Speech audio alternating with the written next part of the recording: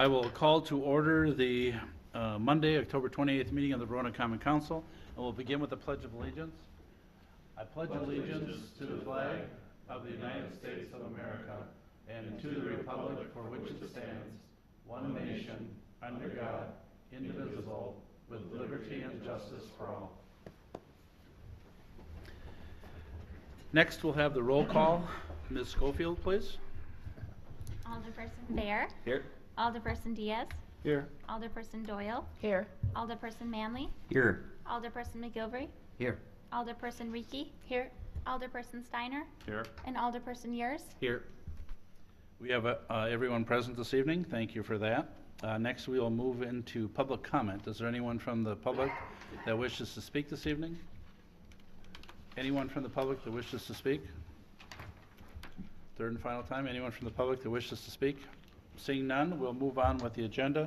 Next, we have the approval of minutes from the October 14th meeting of the Common Council. Those minutes were included with your packet. What's your pleasure? Move approval. We have a motion by Mr. Yurs. Is there a second? Second. Seconded by Ms. Reekie. Were there any additions or corrections to the minutes of the previous meeting? Seeing none, all those in favor of approval of the minutes signify by saying aye. Aye. Aye. Opposed, no. Motion carried, and the minutes are approved. Under Mayor's business, Bill and I talked. We both have some of the same announcements, so I'm just going to make one this evening. I had a conversation with Carl Nolan from Wisconsin Brewery, and this past weekend they had was a by invitation only tour of their facilities and so forth. This past Saturday they had over 500 people there in the afternoon. Beginning this week, Friday, Saturday, and Sunday, he asked if I would mention that there's open house for the public. There will be tours available and some small samplings of the beer that's available. So beginning any day, Friday, Saturday, or Sunday after 10 o'clock, feel free to go out and support our new local brewery. They will be delivering their beer to the establishments in Verona beginning on November 1st, and then beginning November 4th, their Wisconsin Brewery beer will be located in other establishments, but it will be here in Verona available on the 1st. So we wish them well, and everything so far has been very positive from what we're hearing, and we wish them all the success in the world. That concludes my the mayor's business this evening. We'll move to the administrator's report. Mr. Burns, please. Yeah, thank you. A couple upcoming events and meetings that we have planned. Tomorrow evening, the Fire Ad Hoc Committee that has been working with the fire station and EMS station planning will be meeting at 4 p.m. here at City Hall.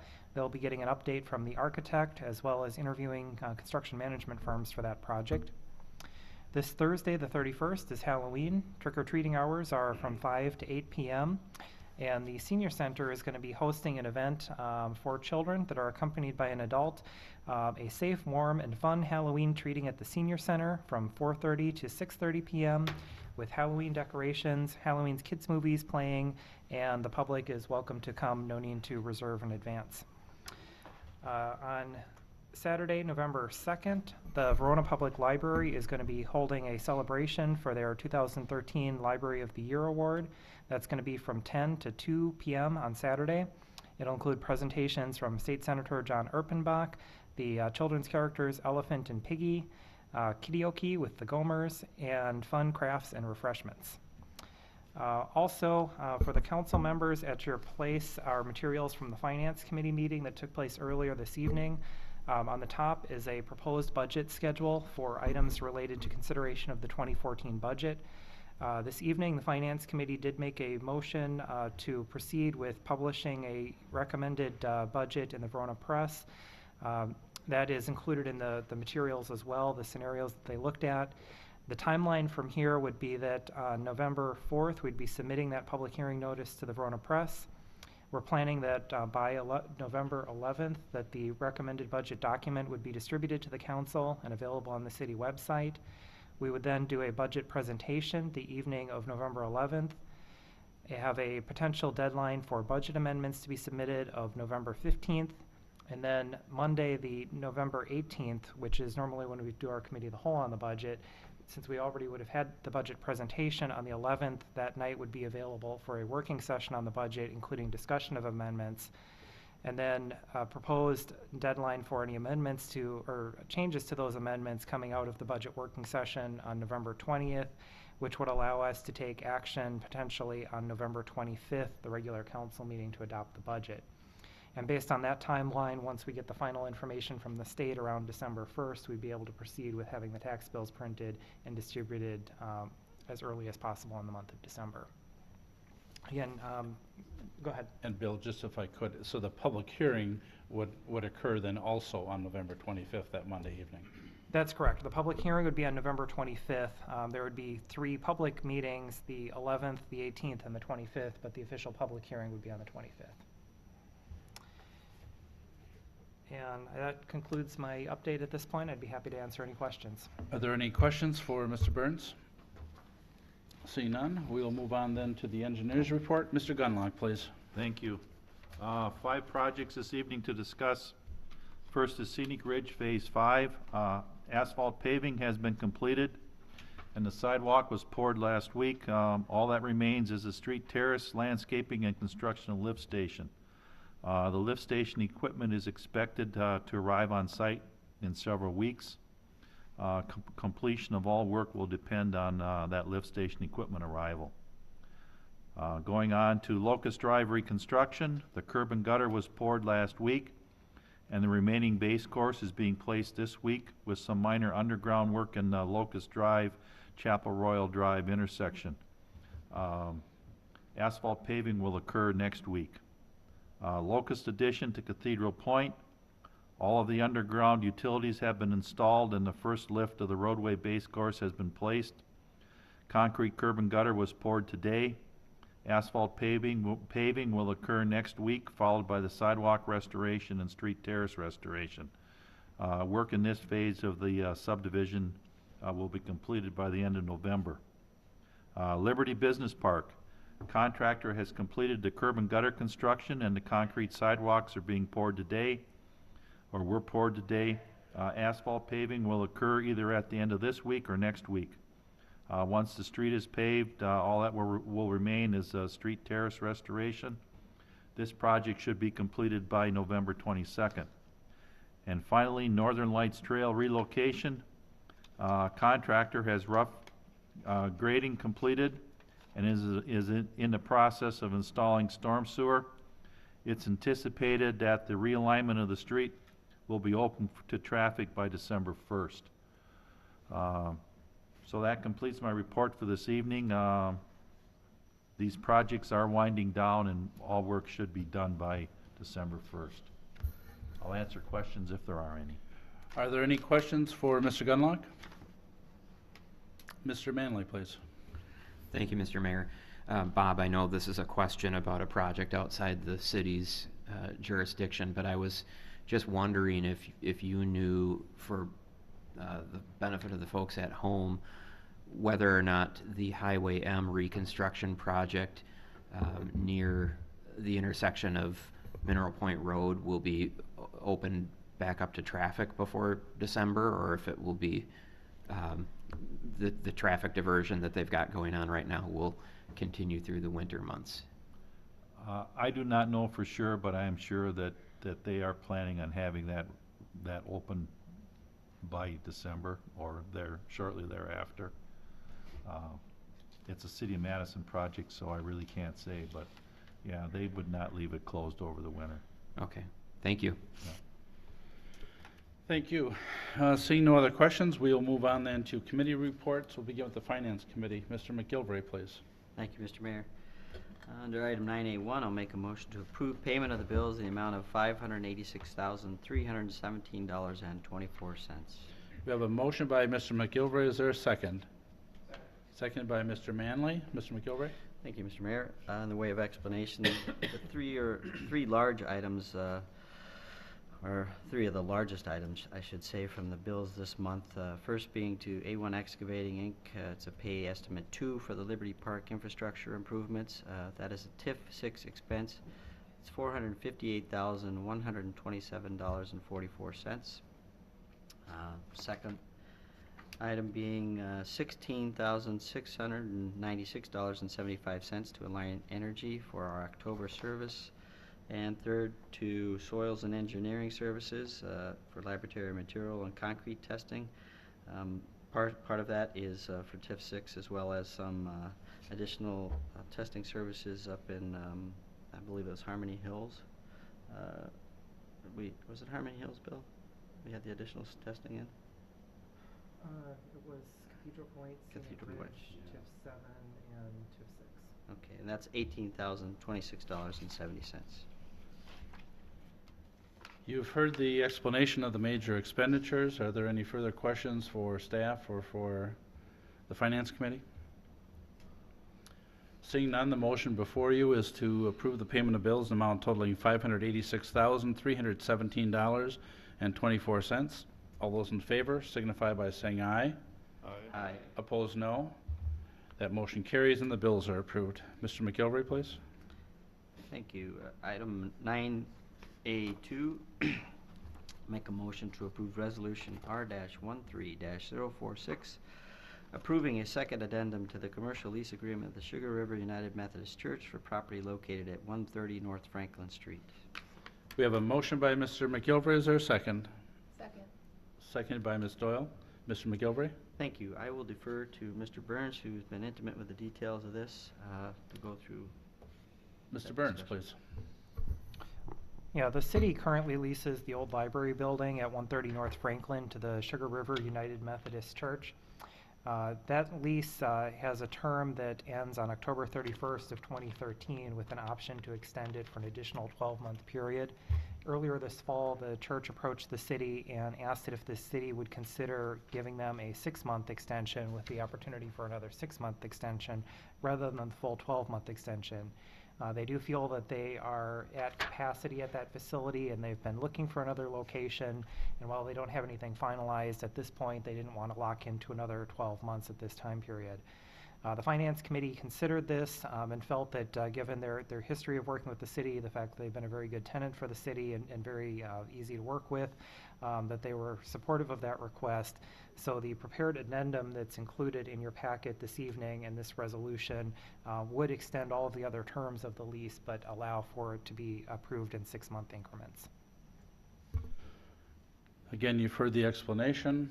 Are there questions for the Finance Committee or for staff? Seeing none, all those in favor of Resolution R-13-046 signify by saying aye. Aye. Opposed, no. And that motion carries. Mr. McGilvery? Thank you. Under item 9A3, I'll make a motion to approve Resolution R-13-047, approving the Fitch Rona 2014 Fitch Rona EMS operating and capital budgets. We have a motion by Mr. McGilvery. Is there a second? Second by Mr. Yurs. Mr. McGilvery? Thank you. On October 17, 2013, the Fitch Rona EMS District hosted a joint meeting between the cities of Fitchburg and Verona and the town of Verona. Since neither the city of Fitchburg nor the city of Verona had a quorum present at the meeting, the 2014 Fitch Rona EMS budget was not approved. The requested budget includes total operating expenditures of $1,933,400. The city of Verona's share of that is $310,021. Total capital expenditures of $82,000, and the city of Verona's share of that would be $30,941. We did take this up at the Finance Committee and had a brief discussion with Mr. Burns highlighting some of the discussion. I see that we do have the chief here who could answer any of your questions, but we would recommend from Finance unanimously that you support this budget. And Chief Maryland's here this evening and would actually like to say a few words. And Brian, if you would at this time. Well, I appreciate the opportunity to be in front of you. We really didn't have a lot of questions. The total increase in our budget was officially 6.3%. There are some dollars, though, that are going to be returned to the city in the form of the levy limit because we are taking on a burden from Dane County that was previously, it was our insurance that was covered from Dane County. So our total non-salary increase was 1.2%. So there's really no new projects authored in the proposal, and The only reason that Verona gets a little bit larger share is the equalized valuation process that we go through. Happy to answer any specific questions. Mr. Yurs? Chief Maryland, I know it doesn't really affect this budget cycle, but could you just foreshadow us for a little bit about the third ambulance that's going to be needed in the near future, so that we have that in the back of our minds? Certainly. Right now we have enough ambulance service to cover the calls we have, but we're getting close. We'll have 2,700 calls at the end of this year. An ambulance typically will be able to service about 1,500 calls, and after 1,500 calls per ambulance, you have to start looking for, that's one of the factors that we look at, and you'd want to add another ambulance after 1,500 calls. So in about 2 or 3 years, we'll be looking at that pretty quickly. There's a couple other factors, though, that are really more indicative to the situation that we have, and that is our stations are not adequately located throughout the district where they should be, forcing us to have longer response times. And only 2 ambulances throughout the whole eastern portion of our district allows response times of 12 and 13 minutes, which is really unacceptable certainly for urban standards. It's even not really feasible for suburban standards. So we are recommending that we start the process of looking at a third ambulance, and this is nothing we're looking at in the next year or two. However, based on the levy limits and what actually little I know about the way you're going to go about funding it, I have brought this situation forward because we've got a budget made out with a lot of assumptions, naturally, for 2017, which is about where I'd like to see that ambulance come into play. We should have a new station over on the east side of our district that Fitchburg is planning, but that's going to add, our current budget this year that we're looking for is $1.933 million. We'd be looking at $2.8 million.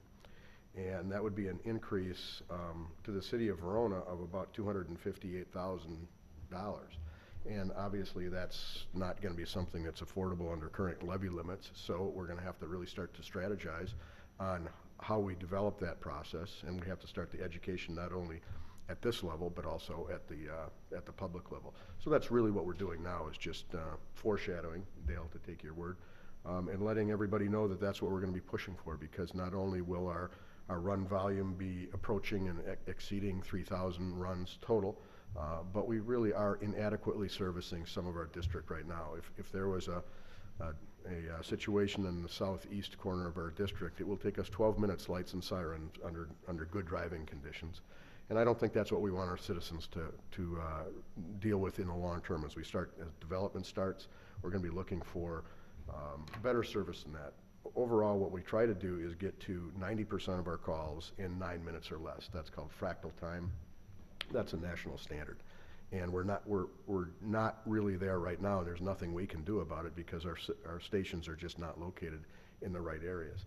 Fitchburg, the development there is going to be along Highway 14, and so we really have to start thinking about an ambulance over in that area.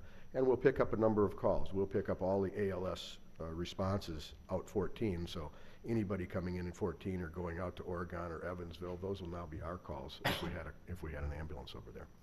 So we've tried to project the costs, and we'll continue to do so. It's nothing that's immediately urgent, but I think it is strategically important that we start to talk about that now and develop the process by which we can take a look at that. And, Mr. Yurs? just the other thing that you didn't mention that I wanted to briefly touch is that not only is the district going to grow from Fitchburg growing, but also the dissolution of the town of Madison. Our EMS district is going to pick up a number of those calls, which is going to increase that run volume even greater than what the district already, from the municipalities that we currently serve.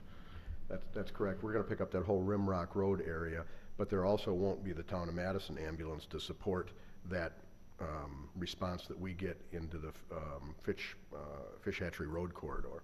So that ambulance will go away. And we're expecting probably 300 or 400 calls the year that we get that, which we think we're going to get that. We know we're going to get that in 2022.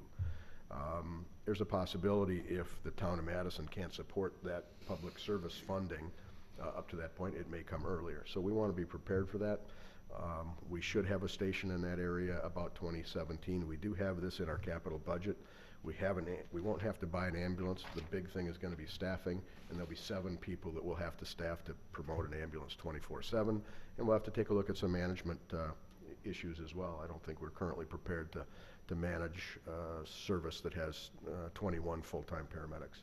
So we have a budget. We're going to start to circulate that, and I think it's an opportunity just to start the educational process.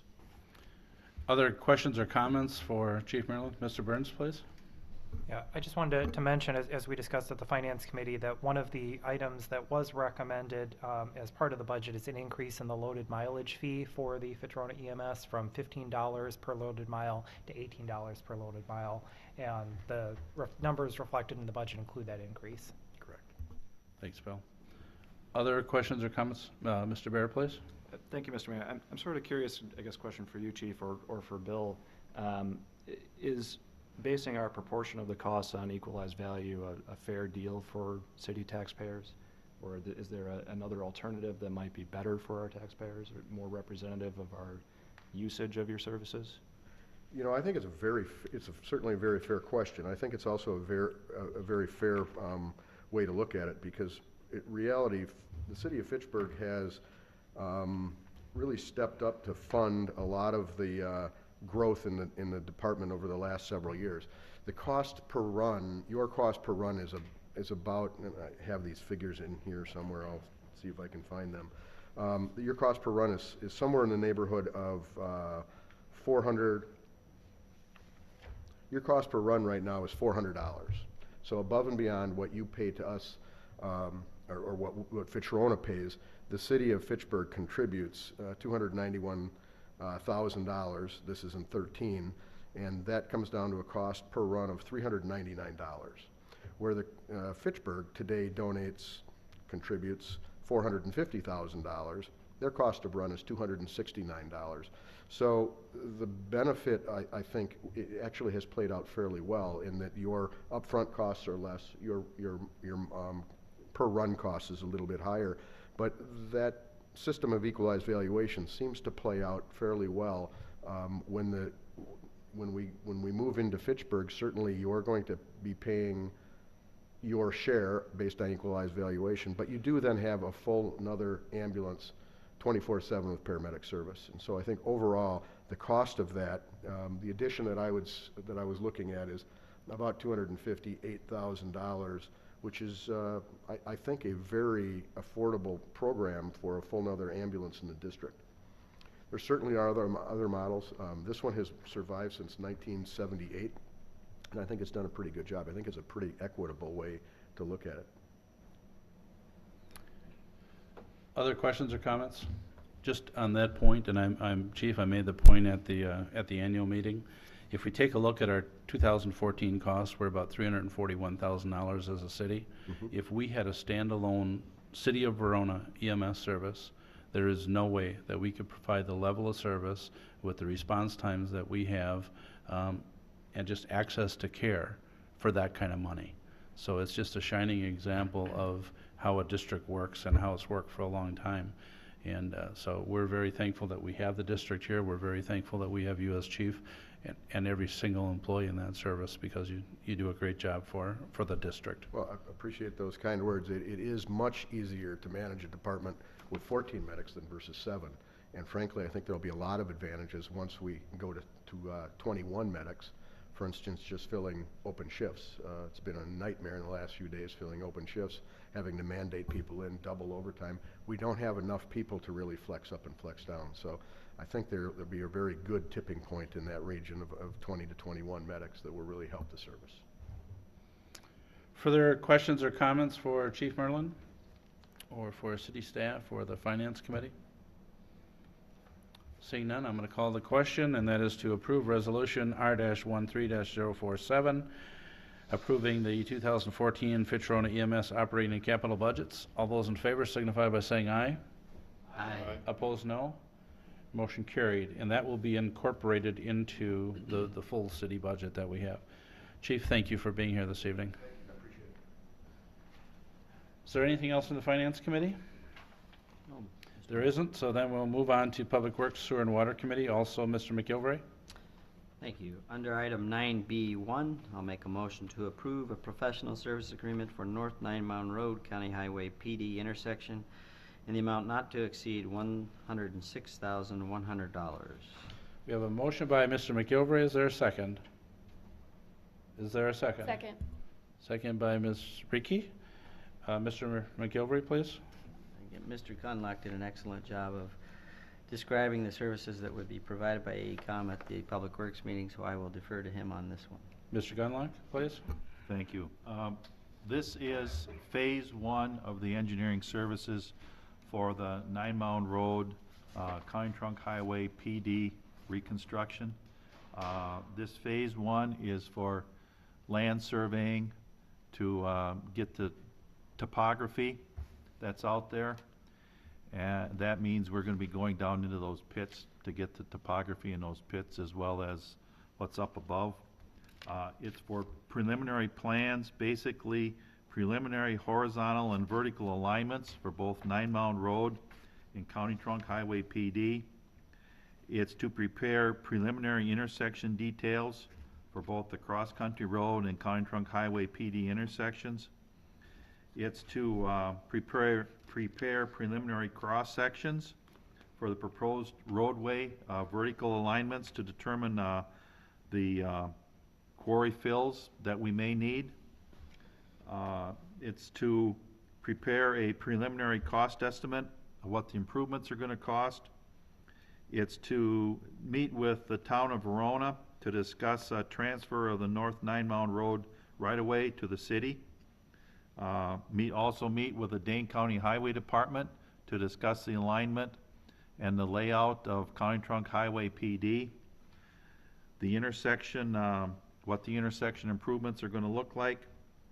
It's to attend a public information meeting and to assist the city in obtaining a geotechnical consultant to do subsurface soils investigation out there.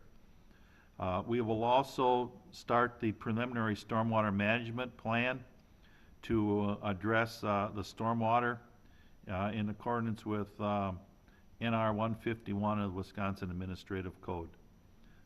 Like I said, this is for the preliminary design. Once the preliminary design is done and the alignments and the layouts are approved by the city, we would then come back with an amendment to do the final construction documents and to bid the project so that it could be constructed in late 2014 into 2015. If there's any questions, I'd be happy to try to answer them. Are there any questions for Mr. Gunlock or the committee? I am not seeing any, so, I'm sorry, Mr. McGilvray. No questions. I should clarify, I don't believe I said that the amount, $106,100 was for a professional service agreement with AECom. I did not say that the first time. It is a TIF 7 expense. The design survey amount is $34,425, and the preliminary design services, $71,675. Thank you, Mr. McGilvray. Further questions, comments? Seeing none, all those in favor of the professional services agreement signify by saying aye. Aye. Opposed, no. And that motion carries. Mr. McGilvray?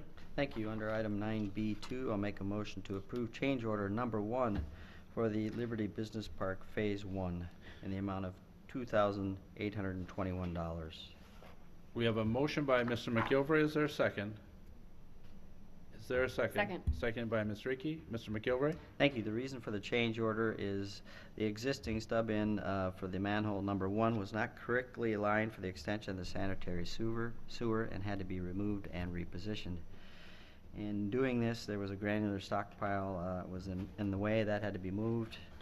The result of the change order is number 1 is an additional $2,821, which would bring the contract amount to $1,069,544.50. I should note at Public Works, Mr. Gunlock mentioned there would be a change order 2 coming, which would be a deduct. So it won't all be adds.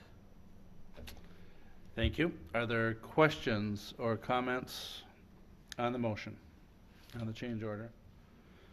Seeing none, all those in favor of the change order number 1, signify by saying aye. Aye. Opposed, no. And that motion carries. Is there anything else from Public Works, Sewer, and Water Committee? Oh, sir, thank you. Thank you, Mr. McGilvray. Moving on the agenda, new business, we have discussion and possible action regarding approval of operator's license. Ms. Schofield, please. Tonight we have operators licenses from Ann Maryland, Kathleen Heitman, and Sarah Getz for Wisconsin Brewing Company, Jay Parker for the Prairie Oak Sitco, Matthew Duberstein for Pasquale's, and Brogan Anglikans for Cahoots. You've heard the list of the applicants. What's your pleasure? We have a motion by Mr. Manley to approve. Is there a second? Second. Seconded by Mr. Bear. Were there any questions? Seeing none, all those in favor of the approval of operators' licenses signify by saying aye. Aye. Opposed, no. That motion carries, and the operators' licenses have been approved. We are on to announcements. Are there announcements this evening? Mr. Steiner, please. Thanks, Mayor. Police Chief, do we have a date when this alternate side parking starts? Effective November 20th, we'll start issuing warnings, and we usually go up to December. All right. But the ordinance will effective through So we got a little time yet. yeah. I had a phone call on it Saturday and I didn't know. Thank you. That's all I have. Thank you, Mr. Steiner. Any other further? Mr. Yers, please. I just want to send out another congratulations to Kathy Driftmeyer. She owns a business in downtown Verona, and her business won a few awards at a recent gathering, and it's just nice to see Verona businesses getting recognized. So once again, I want to say congratulations to Kathy. Thank you, Mr. Yers. Other announcements this evening? Mr. Bear? Thank you, Mr. Mayor. I'm having a listening session on Wednesday, November 6th at 6:30 at the Senior Center, and certainly would invite any of our friends and neighbors from District 4 to join, and anyone else who's interested. Thank you. Thank you, Mr. Bear. Further announcements? Seeing none, if there are none, we are on to adjournment. Is there a motion to adjourn? We have a motion by Mr. Manley to adjourn. Is there a second? Second by Mr. Yers. All in favor of adjournment signify by saying aye. Aye. Opposed, no. Motion carried, and we are adjourned. Thank you, everyone.